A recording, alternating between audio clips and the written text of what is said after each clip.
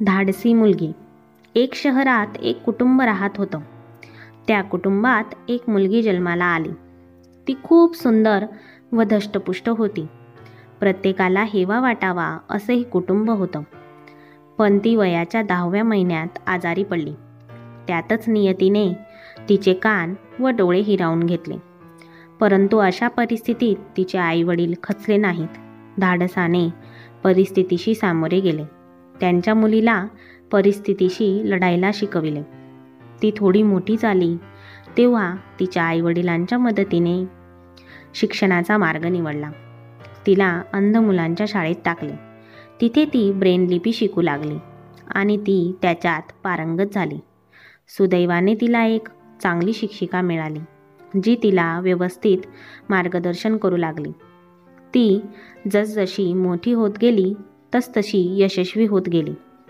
अशा परिस्थितीतही ती खचली नाही किंवा नियतीच्या पुढे हात टेकले नाहीत. तिने आपलं शिक्षण पूर्ण केले व आपल्या पायावर उभी राहिली व पुढे तिने डॉक्टरची पदवी मिळवली.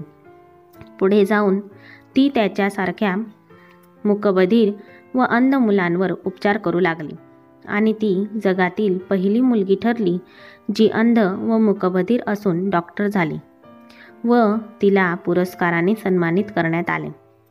तिने तिच्या आईवडिलांचं नाव मोठे केले.